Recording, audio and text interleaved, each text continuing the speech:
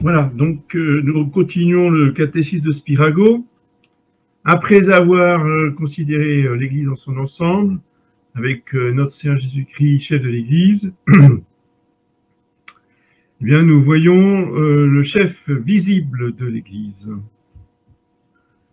évidemment le pape, successeur de Saint-Pierre. L'appui le plus solide de l'Église est son chef, il est le rocher sur lequel elle est fondée et sert principalement à conserver son unité. L'existence d'un chef prévient les occasions de schisme. Un vaisseau sans capitaine, une armée sans général sont voués au naufrage et à la défaite. Ainsi, l'Église tomberait en ruine sans son chef, le centre de l'unité. Mais n'oublions pas que le chef, c'est Jésus-Christ. Le pape n'est que le vicaire. Le chef est toujours là. Et il est tout puissant. Les ennemis de l'Église attaquent son chef avec tant de violence parce qu'avec la disparition du pilote, ils estompent la ruine du navire. Ah oui, mais celui qui conduit l'Église, c'est Jésus-Christ, et l'âme de l'Église, elle est divine. C'est le Saint-Esprit qui est répandu dans tous les catholiques du monde entier. Oui.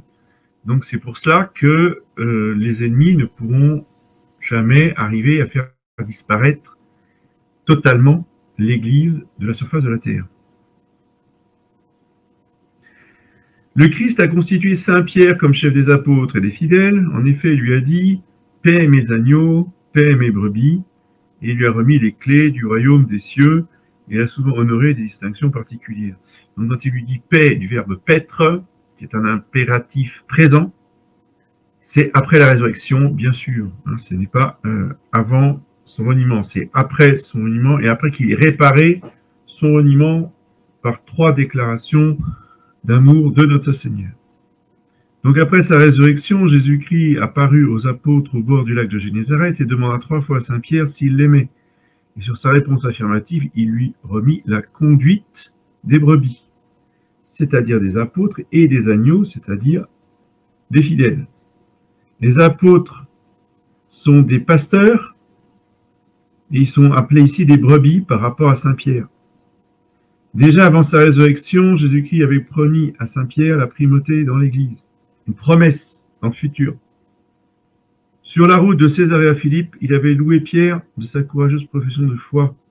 Pour sa divinité, il lui avait dit « Tu es Pierre, et sur cette pierre je bâtirai mon Église, et les portes de l'enfer ne prévaudront pas contre elle. » C'est-à-dire la puissance de tous les démons ne pourront jamais la renverser ni la détruire complètement. Et tout ce que tu liras sur la terre sera lié dans le ciel, et tout ce que tu délieras sur la terre sera délié dans le ciel. Ce que tu ordonneras sera comme si je l'avais moi-même ordonné, tout ce que tu permettras sera comme permis par moi. Les distinctions conférées à Saint Pierre. Jésus-Christ changea son nom. De Simon, il devient Pierre. Il l'emmena dans les circonstances les plus importantes de sa vie, au Tabor, au Jardin des Oliviers. Il paya pour lui le tribut. Une fois ressuscité, Jésus lui apparut avant tous les autres apôtres. Saint Pierre agit toujours comme chef des apôtres et fut reconnu par eux comme tel. Saint Pierre agit comme chef des apôtres à la Pentecôte. Il prend la parole en leur nom. Il reçoit les premiers juifs dans l'Église, et à Césarée, il reçoit les premiers païens. Il opère le premier miracle. Il ordonne l'élection d'un nouvel apôtre. Il défend les apôtres devant le tribunal. Il fait prévaloir son avis au concile apostolique de Jérusalem. Saint Pierre fut reconnu comme chef par les apôtres. Les évangélistes, quand ils énumèrent les apôtres, nomment toujours Saint Pierre en premier lieu. Saint Paul, après sa conversion, jugea nécessaire d'aller à Jérusalem pour se présenter à Saint Pierre. Donc à ce propos-là, attendez, je vérifie si notre ami est présent. Non, là, bah, il est parti. Ah, c'est malin ça. Bon, tant pis. Bref, en tout cas, je me permets de souligner une chose, vous voyez, c'est que Saint Paul n'a pas été élu canoniquement apôtre comme le fut saint Matthias. Saint Matthias a été élu canoniquement parlant, dans le sens où saint Pierre a convoqué les apôtres, ils ont fait une élection. Et l'élection est tombée sur Matthias. Saint Paul, lui, il a été choisi directement par Jésus. Donc, il n'est pas passé par une élection canonique, si je puis dire. Le Seigneur Jésus l'a choisi, il lui a dit, ben, à partir de maintenant, tu es mon apôtre. Vous voyez? Et voilà, ça suffit. Oui, mais c'est pas canonique. Oui, mais d'accord, mais Jésus-Christ n'est pas soumis au droit canon. Vous voyez? Il peut agir en dehors du droit canon. C'est lui le chef, c'est lui Dieu. Dieu, il peut faire ce qu'il veut dans l'Église. D'accord? Alors, de manière ordinaire, Dieu respecte l'ordre des choses canoniques, d'accord? Il respecte l'organisation de son vicaire, mais s'il veut intervenir de manière extraordinaire, lui-même directement, vous voyez, eh bien, il intervient lui-même directement. C'est pas pour ça que Jésus-Christ a fondé une nouvelle église en instituant Saint-Pierre apôtre. Vous voyez, c'est totalement idiot comme raisonnement, ça. Voilà, je dis ça, je dis rien. Saint-Pierre, je continue l'abbé Spirago. Saint-Pierre étant mort évêque de Rome, la primauté et le pouvoir de Pierre passèrent à l'évêque de Rome. Il est historiquement démontré que Saint-Pierre a été évêque de Rome pendant près de 25 ans. Sa présence et son martyre sont signalés par de nombreux témoignages. Vers l'an 65, Saint-Pierre écrit dans une de ses épîtres « L'Église qui est dans Babylone, et mon fils Marc vous salue. Or, les premiers chrétiens donnaient ce nom à Rome, car par sa grandeur et sa corruption, elle ressemblait à l'ancienne Babylone. Le pape Clément de Rome écrivait vers l'an 100. Pierre et Paul ont été martyrisés avec d'innombrables élus, et ils nous ont laissé un exemple admirable. Tertullien, un autre père de l'Église, vers l'an 200, célébrait le bonheur de l'Église de Rome parce qu'elle avait vu mourir Saint-Pierre comme le Seigneur, Paul comme Jean-Baptiste. Origène, contemporain de Tertullien, le maître de la célèbre école d'Alexandrie, raconte que Pierre fut crucifié à Rome et sur sa demande, la tête en bas. Enfin, de temps immémorial, Rome est en possession du tombeau de Saint-Pierre. Il a été redécouvert par des fouilles récentes du XXe siècle. On a retrouvé les ossements de Saint-Pierre sous l'autel de Saint-Pierre du Vatican. Ces ossements reposent dans une catacombe située sous le cirque de Néron. Le troisième pape déjà érigea au-dessus de cette tombe une chapelle et Constantin le Grand érigea une splendide basilique. Donc, tout ça a été détruit au moment de la Renaissance pour construire le Vatican de Michel-Ange. Donc cette basilique de Constantin menaçant ruine, les papes élevèrent l'immense basilique actuelle, terminée en 1626, après 100 ans de travaux. Le siège épiscopal de Rome est depuis une très haute antiquité appelé le siège de Pierre. Alors aussi, autre petit détail important, le siège de Pierre, c'est-à-dire la chaire dans laquelle Saint Pierre s'asseyait pour prêcher, vous voyez, ou pour enseigner, et a été conservée, est en bois, donc a été recouverte de métal, je ne sais pas ce que c'est exactement comme métal, et c'est derrière le baldaquin donc de Saint-Pierre, tout au fond de la basilique, en hauteur. Eh bien, à l'intérieur de ce fauteuil-là splendide, vous avez la chaire, le siège de Saint-Pierre, qui est là, encore présent aujourd'hui. C'est une relique, si vous voulez. Les évêques de Rome ont toujours exercé dans l'Église le pouvoir suprême et ils ont toujours été reconnus comme chefs de l'Église, jusqu'à ce qu'on les conteste dans les temps modernes. Hein, ça, c'est l'œuvre de la Renaissance qui a fait que, et le protestantisme surtout, qui ont fait que on a remis en cause le pouvoir suprême du pape. Mais jusque-là, il était indiscuté et indiscutable. Des dissensions éclatèrent dans l'église de Corinthe vers la fin du 1er siècle. Le litige ne fut pas porté devant l'apôtre Saint Jean, qui vivait encore à Éphèse, mais bien devant Clément, l'évêque de Rome, dont l'épître produisit un grand effet à Corinthe. Vers 190, l'évêque de Rome, Victor, somma les chrétiens de l'Asie mineure de célébrer la Pâque avec l'église de Rome et non pas avec les Juifs. Comme ils hésitaient à obéir, Victor les menaça de l'excommunication et ils se soumirent aussitôt. Donc l'excommunication, c'est le glaive de Saint-Pierre, le glaive surnaturel. Au IIIe siècle, l'évêque de Rome, le pape Étienne, défendit aux évêques de l'Afrique du Nord de rebaptiser des apostats qui revenaient à l'Église catholique. Oui, parce que même si on est apostat, même si on a renié toute la foi de l'Église, une fois qu'on est baptisé, pour l'éternité. Donc, si on se convertit, il n'y a pas besoin de rebaptiser. Pourquoi est-ce que nous, on est obligé de rebaptiser? C'est parce que le baptême a été détourné de l'intention, enfin, le rite du baptême a été détourné de l'intention qu'avait l'Église dans le sacrement ancien du baptême. On a changé le rite. Tandis que les apostats du temps du pape Étienne, vous voyez, avaient reçu le rite catholique. Donc, ça ne se discutait pas. Quelques évêques s'y étant refusés, le pape Victor obtint leur soumission en les menaçant encore de les excommunier. Les évêques de Rome avaient la présidence à tous les conciles généraux, depuis le premier de Nicée jusqu'au plus récent. Quand une hérésie s'élevait, les évêques se référaient immédiatement à Rome. Souvent, ils en appelaient là quand ils croyaient être la victime d'une injustice. Par exemple, saint Athanase, évêque d'Alexandrie, déposé par l'empereur et rétabli par le pape en 350. L'évêque de Rome est souvent appelé le pontife suprême ou l'évêque des évêques.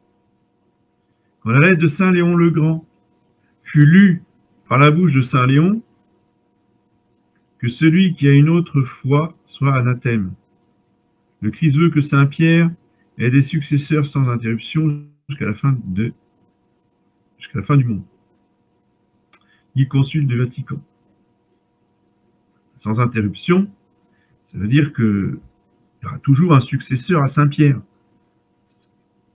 Ça ne veut pas dire qu'il y a forcément eu des interruptions. Chaque mort de pape, il y a une interruption.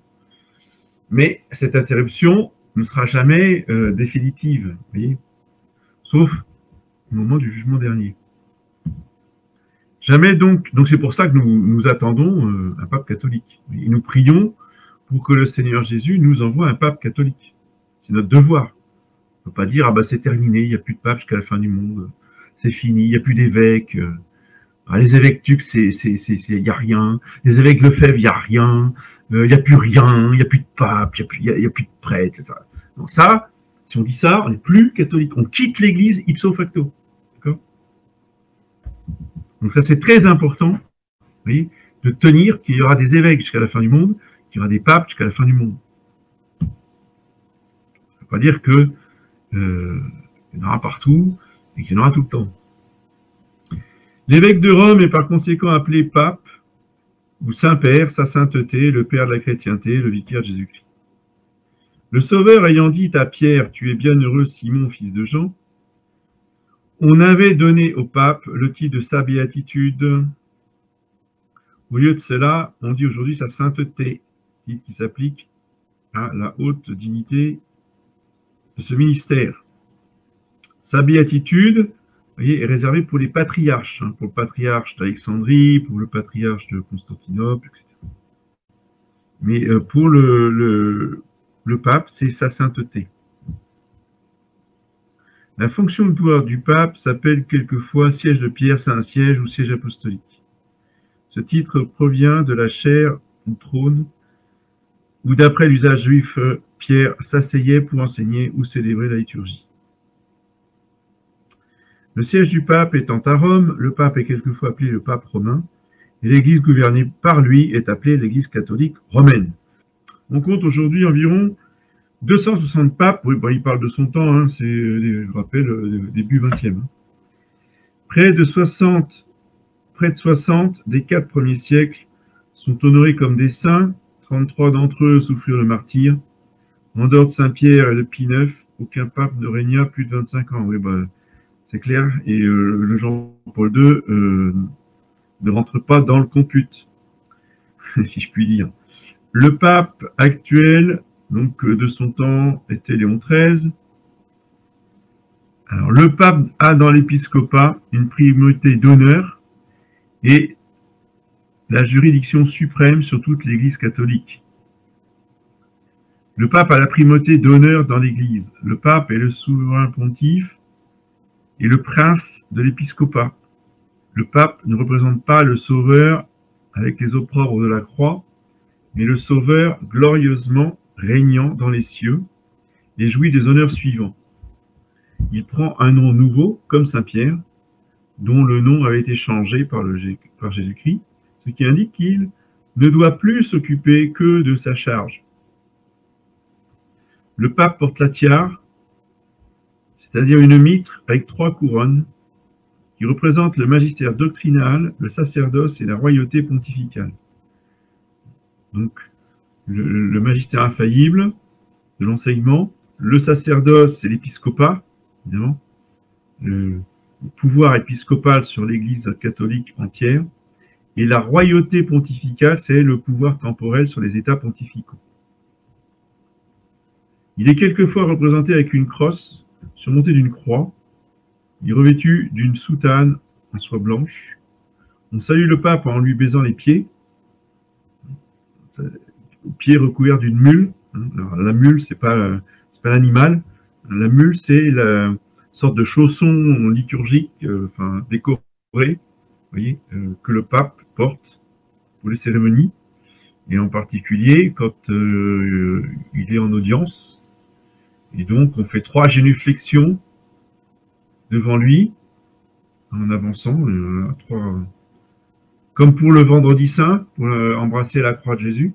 Et à la fin, on se met à genoux et on embrasse sa mule. La raison en est, dans ces paroles de l'Écriture, comme ils sont beaux les pieds de ceux qui annoncent la paix, qui annoncent l'évangile du bonheur. Mais le pape n'a pas seulement une primauté d'honneur, il a aussi la plénitude de la juridiction dans l'Église. Comme docteur universel, comme pasteur des pasteurs, il est revêtu de l'autorité suprême dans l'enseignement de la foi et des mœurs. Il rend des décisions définitives. Dans la discipline et le gouvernement de l'Église entière, il a donc autorité sur chaque Église particulière. Alors, parfois, c'est difficile pour les fidèles de faire la distinction entre l'infaillibilité et l'autorité. L'autorité, c'est la discipline. L'autorité n'est pas infaillible. Et elle doit être absolument obéie comme étant l'autorité du Christ lui-même. Tandis que le magistère, qui est l'enseignement, lui, est infaillible. Il est garanti de l'infaillibilité pontificale. Il a donc le pape a donc autorité sur chaque église particulière, sur chaque évêque, sur chaque prêtre. Il peut instituer et déposer des évêques, convoquer des conciles, fonder et supprimer des ordres religieux, envoyer des missionnaires, accorder des privilèges et des dispenses, se réserver l'absolution de certains péchés. Vous voyez, il peut fonder, il n'y a même que lui qui peut, disons, ratifier les constitutions des ordres religieux. Bon, en général, c'est un prêtre particulier qui fonde, ou un diacre. Saint François d'Assise était diacre, il n'est pas prêtre. Disons, il y a des supérieurs qui peuvent fonder un ordre religieux, mais ils doivent obligatoirement aller soumettre les constitutions au pape qui doit les signer. Tant que ce n'est pas fait, l'ordre religieux n'existe pas dans l'Église. Et encore une fois, Là-dedans, il n'y a pas de... Dans la suppression d'un ordre religieux, par exemple, pour des raisons prudentielles, pour des raisons circonstancielles, vous voyez, le pape a le pouvoir de le faire. Donc Clément VII, il n'a pas fauté en soi, parce qu'il aurait usurpé un pouvoir qu'il n'avait pas. Il avait le pouvoir de supprimer les jésuites. C'était pas ça le problème. Mais supprimer les jésuites dans le contexte de l'assaut général de la franc-maçonnerie contre les rois chrétiens, c'était une erreur monumentale. Que malheureusement, le pauvre, il a bien reconnu, mais c'était trop tard, il l'avait fait. Donc, mais par contre, les jésuites avaient le devoir d'obéir.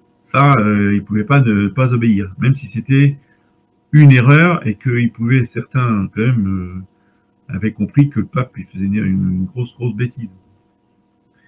C'est la même chose pour les Christéros. En Pie XI a demandé aux Christéros de rendre les armes, si vous voulez, donc il les a livrés au massacre.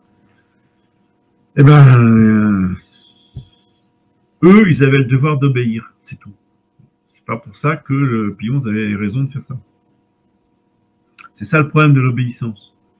On est obligé de faire des choses qui, avec lesquelles on n'est pas d'accord et qui peuvent être effectivement, objectivement des erreurs. Mais il faut se dire que si c'est une erreur, c'est que cette erreur-là, elle est permise par Dieu pour un bien supérieur. Hein. Et le bien supérieur, par exemple, pour les Christéros, c'était d'en faire des martyrs, tout simplement. Mais en règle générale, ça, c'est des exceptions. Hein. En règle générale, vous voyez, notre Seigneur Jésus-Christ accompagne par sa grâce, par ses grâces actuelles, le Saint-Esprit aussi, accompagne l'autorité du pape pour donner des ordres qui sont en harmonie avec la volonté de Dieu. Pour la même raison, le pape doit pouvoir librement communiquer avec les pasteurs et les fidèles de l'univers entier, les instruire et les conduire dans les voies du salut. C'est pour ça que c'est une usurpation absolument insupportable que les rois, en particulier le roi de France, se permettent d'empêcher la communication entre le pape et les fidèles de France. C'était la même chose en Allemagne, hein, c'était même pire. Donc, les empereurs allemands, ils étaient absolument odieux aussi de ce côté-là. Les fidèles, d'eux-mêmes, doivent avoir libre accès à Rome. Le pape possède donc aussi le droit suprême de surveillance sur toute l'Église, comme juge suprême de tous les fidèles. C'est à lui à rendre des décisions irrévocables dans toutes les affaires ecclésiastiques contentieuses, et tous ont le droit d'en appeler à lui. Le pape a un conseil de 70 cardinaux, et pas un de plus. Le Wojtyla, là, qui s'est mis à démultiplier le nombre des cardinaux, je ne sais plus combien ils sont maintenant, ils sont plus de 100. Hein. Ça n'a pas de sens. Hein. Ce chiffre, il est sacré, le chiffre de 70. Pourquoi? Parce qu'il y avait 70 anciens autour de Moïse. Et c'est l'unité donc de l'Ancien Testament et du Nouveau Testament qui fait qu'il y a 70 cardinaux, il n'y en a pas un de plus. Et ce sont ces cardinaux qui ont le droit d'élire le souverain pontife. Les cardinaux ont le titre d'éminence, ils portent un chapeau rouge et un manteau de pourpre pour leur rappeler qu'ils doivent être prêts à verser leur sang pour Jésus-Christ. Les cardinaux dirigent la plupart des ressorts de l'administration pontificale, c'est-à-dire les congrégations.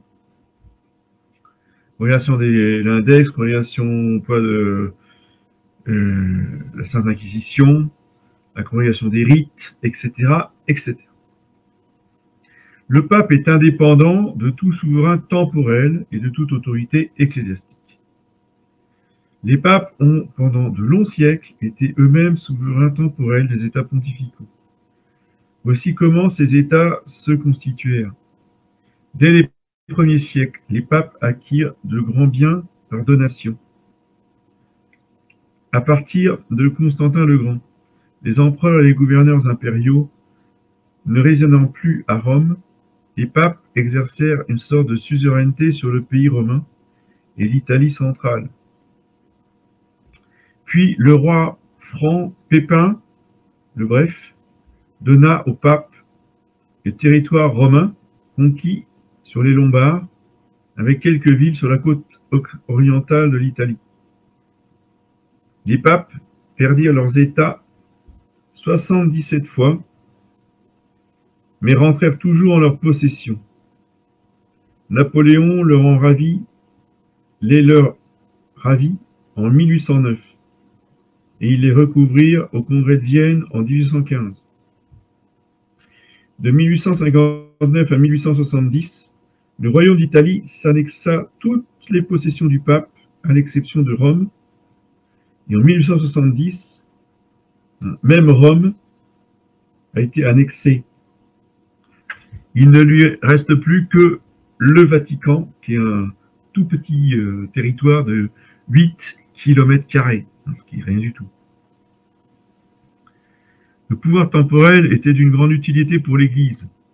Il assurait à son chef l'indépendance, augmentait son autorité vis-à-vis des puissances et lui fournissait une partie des revenus nécessaires à l'administration de l'Église. Ah oui, parce qu'il y avait une économie, forcément. Il y avait une économie pontificale. Hein. Il y avait des entreprises, il y avait il y avait une certaine richesse qui permettait de financer les missions, financer tous les frais de fonctionnement de l'Église. Il garantissait surtout la liberté du conclave. Depuis la perte des États pontificaux, le pape est entretenu par l'impôt volontaire des catholiques qui s'appelle le denier de Saint-Pierre. Quoique le pape n'ait plus le pouvoir temporel, sa souveraineté est encore reconnue par les puissances, même par l'Italie. On parle au début du XXe siècle. Voilà pourquoi l'arbitrage du pape a été invoqué dans les différentes entre nations. Par exemple, entre l'Allemagne et l'Espagne dans les affaires des Carolines. Le pape, comme souverain, a le droit de battre monnaie. Effectivement, il y a la monnaie du Vatican, qui n'est pas la monnaie de l'Italie. Alors, maintenant, je ne sais pas où ils en sont avec l'euro. Je pense qu'ils ont dû abandonner aussi leur monnaie pour prendre l'euro, j'imagine. En tout cas, les ambassades existent encore. Il y a des ambassades de tous les pays à Rome, ambassade près du Saint-Siège, comme ils disent, et le Saint-Siège a des ambassadeurs auprès de tous les gouvernements, quasiment. On appelle ça un nonce. Le nonce apostolique, c'est l'ambassadeur du pape auprès d'un gouvernement. Donc le pape a le droit d'avoir un drapeau, parce que c'est le drapeau du Vatican, le drapeau officiel de l'État du Vatican. Le pape n'a sur terre aucune juridiction au-dessus de lui, pas même le concile général, c'est-à-dire l'assemblée de tous les évêques de l'univers, qui ne peuvent se réunir pour juger le pape ou pour le déposer. Parce que seul le pape peut réunir légitimement un concile et le convoquer. En appeler du pape au concile général constitue un acte à lui seul passible d'excommunication. Voilà, eh bien écoutez, on va arrêter là, parce qu'après on va voir les évêques et les prêtres, c'est vraiment un tout autre sujet. Est-ce qu'il y a des questions à poser sur ce chapitre si important aujourd'hui? Très bien. Bon, je vous dis à mardi prochain. Au revoir.